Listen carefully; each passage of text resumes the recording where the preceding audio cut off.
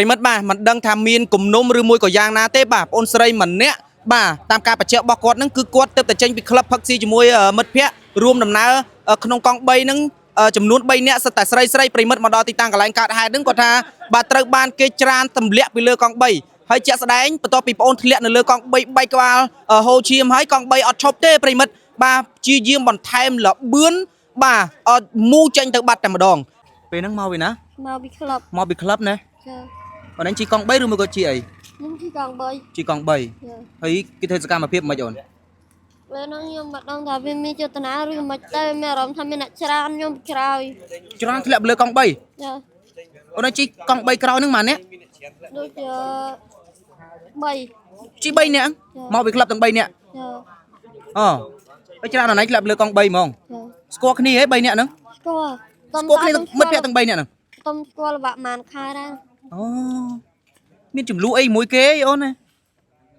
ខ្ញុំមិនដែរមានចំនួនមួយគេទេបងអើយស្រីទាំង3នាក់ឬមកក៏ប្រុសស្រីទាំង3នាក់ហ្មងចាមិត្តភក្តិណៃទាំង3នាក់ស្គាល់បានប៉ុន្មានខែហើយបានប្រហែលពេលធ្វើការមួយគ្នា2 ខែដែរ2 3 ខែដែរណាអូនឯងសង្ស័យថាករណីនេះគេច្រានអូនឯងធ្លាក់លើកង់3នេះជាករណីអីមើលទៅអូនខ្ញុំមិនដឹងថាវាមានបំណងធ្វើបាបខ្ញុំឬក៏មិនទេតែអត់មានរឿងចំនួនអីមួយគ្នាទៅចេញមកវាផឹកក្លឹបមួយគ្នាទេសុកច្រានអូនឯងធ្លាក់លើកង់3ធ្លាក់ហួសហ្មងហើយកង់3ហ្នឹងជីទៅបាត់ទៅកង់3ហ្នឹងអូនឯងបុកឃីងឬមួយក៏មិនអូនខ្ញុំពួកវាខ្ញុំមិនដឹងថាបុកឃីងឬក៏ហៅទេអូមើលទៅម្ចាស់កង់3ហ្នឹងគ្នារុញអូនឯងធ្លាក់លើកង់3ហ្នឹងឬមួយក៏មិនមែនទេខ្ញុំគាត់ថាគ្នាកង់3ដល់អីដល់ចំណាយស្គាល់គ្នាយូរណាស់អូនគាត់បាក់ផាត2 ខែដែរ2 3 ខែហើយអត់មានចំនួនអីផងសុកច្រានធ្លាក់លើកង់3បណ្ដោយហើយជីទៅបាត់ហ្មងហើយណៃជីគ្នាមិញម៉ានអ្នក3នាក់3នាក់ហើយគាត់នឹងអ្នករត់កង់3ក៏មិនអូនតែមិត្តភក្តិខ្ញុំនឹងវាបុកឃីងនឹងអីទេតែអាអ្នកច្រានខ្ញុំនឹងដូចធ្លាប់ឆ្លោះមួយខ្ញុំរត់ឆ្លោះចំណាយចេញមកពីកន្លែងដែលផឹកស៊ីនោះតាំងពីម៉ោងម៉ានខ្ញុំពេលចេញមកបានមើលម៉ោងទេប៉ុន្តែចាប់ផ្ដើមនៅក្នុងការផឹកហ្នឹងតាំងពីម៉ោងម៉ានហើយយកល្បាក់ម៉ោងដូចជា10ជាងហ្នឹងហើយជីមានគ្នាម៉ានអ្នកអូនប្រុសម៉ានស្រីម៉ានអរេនៅមានប្រុសស្រីយ៉ាងស្រីទាំង3នាក់ជីខាងក្រៅទាំង3នាក់ហ្មងចុះហេតុអីដល់ណា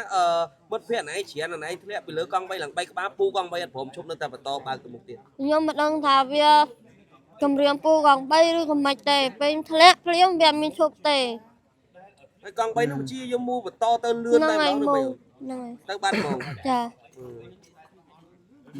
ឥឡូវណៃដាក់ពាក្យបណ្ដឹងឯអូនអើយខ្ញុំវាបាក់ម៉ែខ្ញុំគាត់នៅឆ្ងាយបាទឥឡូវមកថាម៉ែខ្ញុំឃើញវីដេអូហ្នឹងហើយមកយកខ្ញុំឲ្យដាក់ពាក្យប្រងហ្មងម្ដាយណៃនៅដល់ណាគាត់នៅព្រៃទៀនណាតែយាយតាខ្ញុំគាត់នៅខេត្តកណ្ដាលចុះណៃនៅភ្នំពេញទីកន្លែងអ្នកណៃស្នាក់នៅណា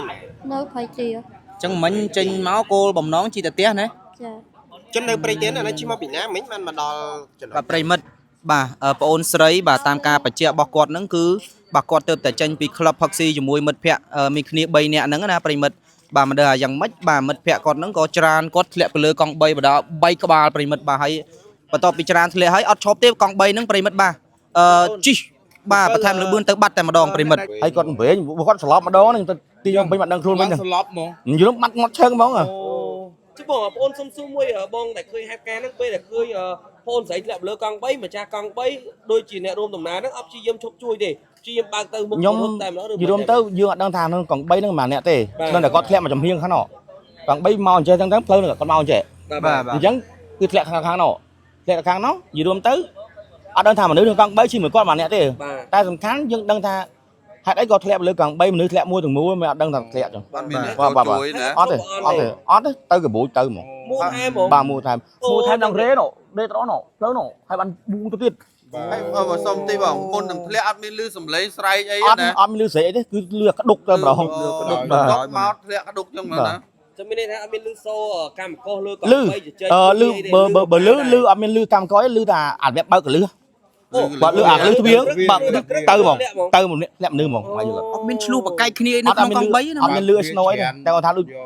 លក្ខណៈថាខ្ញុំគិតថាដូច គំនុំហ្មង ដឹងដែរមិនចាំបាក់ បង និ អ យាយ ធិស្ឋាននៅពេលដែលបងឃើញមិញហ្នឹងឃើញអូសខ្លាំងអត់បងមិញ អត់ទេមកមិនអស់ខ្លាំងគាត់ថាធ្លាក់ទៅគាត់ថាលក្ខណៈថាវាធ្លាក់ទៅវាធ្លាក់ក្នុងស្រងហ្នឹងយល់អត់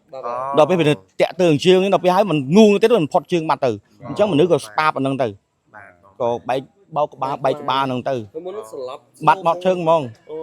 ហើយឡានមកពីមុខពីក្រោយផងអីផង ហើយម៉ោងប៉ុន្មានបងពេលកើតហេតុហ្នឹង ហ្នឹងប្រហែលជាម៉ោងមិនខ្ញុំនិយាយមិនពេចមើលម៉ោងម៉ោងថ្មី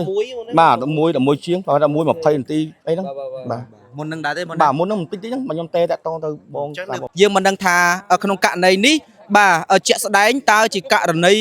ចំនួនឬមួយក៏ករណីគាត់មានចំនួនយូរហើយយ៉ាងណាក៏យើងអត់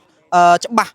ពិតប្រាកដ 100% ណាតែតាមការបញ្ជាក់របស់បងអូនស្រីហ្នឹងគាត់ថាគាត់ទៅតែចេញពីក្លឹបបាទផឹកស៊ីគ្នាជាមួយមិត្តភ័ក្តិគាត់ហ្នឹងបាទ3នាក់បាទស្រីទាំងអស់គ្នា3នាក់នឹងប្រិមិត្តហើយបន្ទាប់មក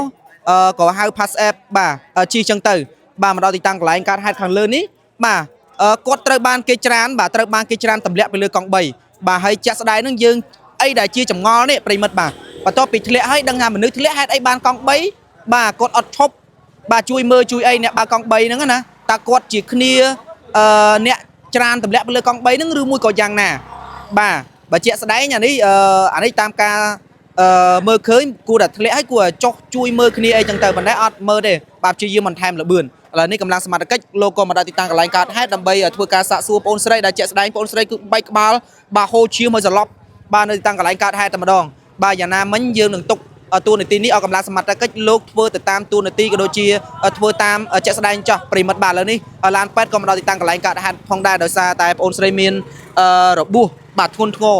បាទគាត់សឹងសើសន្លប់ហើយប្រិមិត្តបាទទើបតែងើបពីសន្លប់បាទអញ្ចឹងយ៉ាងណាយើងទុកតួនាទីឲ្យកម្លាំងសមត្ថកិច្ចហើយនឹងបងអូនស្រីបាទ